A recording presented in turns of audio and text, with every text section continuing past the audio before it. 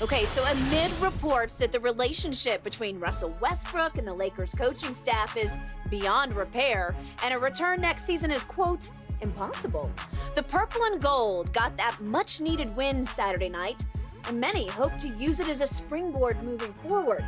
Now, Frank Vogel is admitting the team is considering all options with their roster, including the possibility of Russ coming off the bench. But how does Russ feel about that? Shannon, how will the Lakers use Russ for the rest of this season? Basically the same way they've been using him. Skip, he's going to start the game. I just don't see a scenario in which he comes off the bench, and you might as well just go ahead and buy him out or just go ahead and outright waive him, you know what I'm saying, Skip? Because that's not he's not going to be amenable to that. And, you know, you hear the reports that he fought this with deference, and he's been very defiant about that role with coaches and teammates. So I don't see a scenario, Skip, in which you can bring Russ off the bench. Skip, he's shooting, for a player that's attempted at least 200 threes, he's shooting 28%. That's third worst in the NBA. He's shooting 56% in the restricted area, worst of any player with at least 6 attempts per game. Yep. The restricted area, guys, that's the paint. That's the paint. That's like right there in the basket. That's the restricted area. He's shooting 56%. This is what it is. And he got off to a bad start with like, hey, Skip, the sun's gonna shine. I got beautiful kids at home. Yep. Boom. And then I have no expectations. Well, what expectations did you think I have? Well, we thought, we kind of thought, you probably thought you'd have a better record. And, no, I didn't think that. Really? What about the booze? Did the booze upset you? Nah, I got a wife and beautiful kids at home. Very low. Me, I've been booed at Mile High. My thought process, how can I stop them from doing that? Yep. I'm clearly not doing my job because they come there to cheer me. Clearly, I'm doing something wrong. But you know what, Skip? Hey, it ain't me. Were you making $44 million? No, I wasn't making $40. Okay. No, Skip, I'm making about $300,000, Skip. But the fact of the matter is, Skip, is that, as Magic said, I think it was Saturday night, Skip, just take ownership. Guys, you know what? I'm disappointed in the way I played. Yep. I'm disappointed in the way the team has played. I thought we would be better. I thought I would have played better. For whatever reason, that hadn't happened. But we got 20 games. I'm going to play better. Don't become confrontational every time somebody asks. They're not trying to ask you a gotcha question. They're not. But he thinks everybody's always out to get him. For the longest time, as you mentioned in OKC, they coddled him. They did. They were never out to nobody was ever out to get him. As a matter of fact, even when he played bad, they gave him an excuse for why he played bad. They did. So now he plays bad. Y'all ain't gonna make no excuse for me? Where the excuse? I mean, for a decade plus, I've been having excuses. Remember, in Oklahoma City, if a reporter dared to ask him a negative question after a loss, that reporter was shut down and off, right? Right. So for me, Skip, I just don't see a situation where Russ can come off the bench. Yep. I see him in the exact same role, but I don't see a scenario in which he's back next year. Either he gets bought out, or you're going to have to package him in that first-round pick and move him. But you cannot bring him back. So when Saturday night's game concluded, I thought, gee, Russ was kind of quiet tonight, like in a good way. Like he was reasonably efficient because he did make 9 of 17 shots. Yes, okay. you can live with that, All Skip. right. Then I look at the box score and I say, wait a second. He had a game high, not just a Laker high, a game high 5 turnovers. And then I look harder at the fourth quarter box and I reminded myself, he had 3 turnovers in the fourth quarter. Late in the ball game, it was bad. And I give kudos to Mr. 56 points because LeBron had to overcome 3 Russ turnovers in the fourth quarter. LeBron was very good in the fourth quarter. He was very efficient in the fourth quarter. Russ was not efficient with 3 But he's not efficient at any point. Okay, I got it. So just for the record, Russ still leads the entire NBA in turnovers by 13 over your man in Atlanta, Trae Young. By 13, he leads. To your point, we could do the stats all that you want to do them. By some, it depends how many you qualify in the three-point shooting. By some measures, he's the worst three-point shooter in the league, and he is the 3rd worst free throw shooter in the league. Right. 3rd from the bottom in free throw percentage. What is he now? He's plummeted to 67%.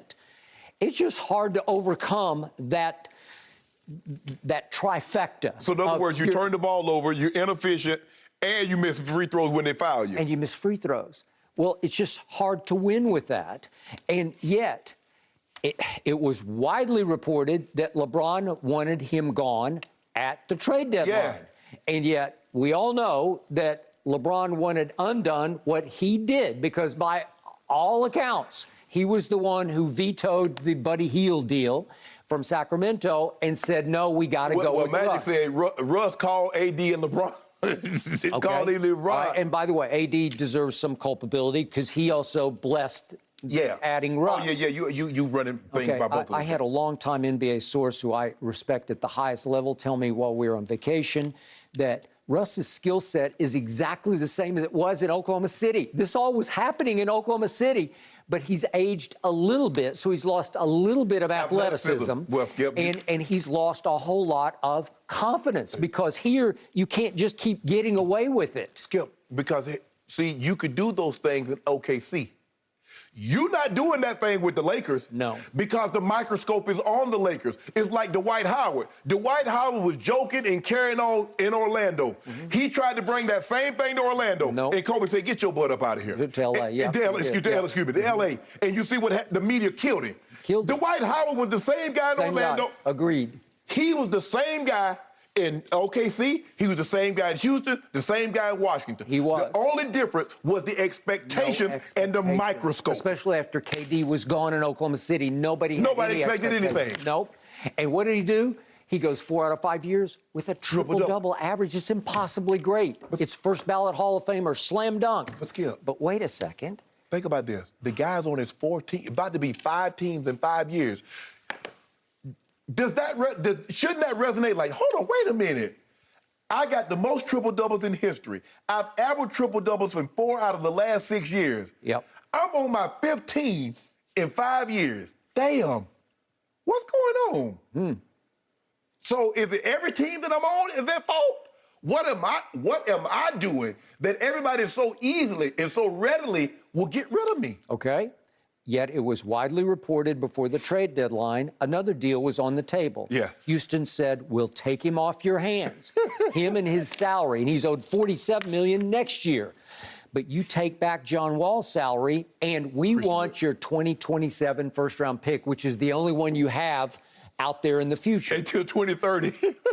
And I believe that Jeannie Buss said, no, not over my dead body. They wanted to throw in Christian Wood also, which would have put them over the luxury tax. Okay. And they said, we're not going in the luxury tax to be in the play-in game. Okay. So Jeannie Buss's attitude to me was, okay, LeBron, you wanted him, you're stuck with him. Yeah. And the amazing thing to me is that LeBron has convinced Russ that, no, I wasn't, or Rich Paul wasn't trying to trade you to Houston before the deadline, because Russ is still LeBron's biggest cheerleader. When he's on the bench, he's over there cheering. Well, in the end, I've said from the start of the year, he would be much better being there Ginobili coming off the bench.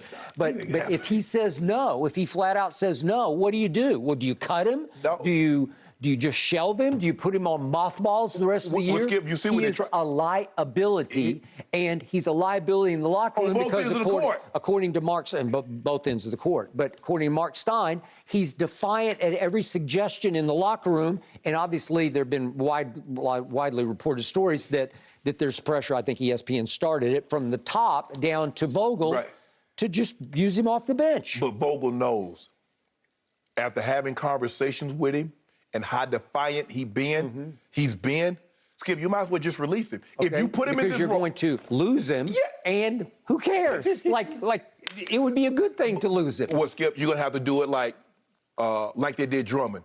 Say, look, until we find a trade or until we determine to buy you out, just don't even worry about it. You can't, Skip, you can't have him come around. Skip, okay, that was when Drummond was in Cleveland. Yeah, right. They just mothballed him. They just said, okay. Or like Blake Griffin when he was in Detroit until they find. Skip, that's the only way, Skip. You can't. I still say you're better off without him. That's why you said no to the John Wall deal, and I said I don't even care about John Wall. It's addition by subtraction. Yeah, but I'm saying, Skip, and I understand Jeannie Buss. Jeannie Buss, like, man, Skip, if they were, let's just say for the sake of argument, they were 10 games over 500, and they needed to make this trade. I'm sure Jeannie Buss like, okay, we we entrenched at the 4 seed, Yep. okay, fine.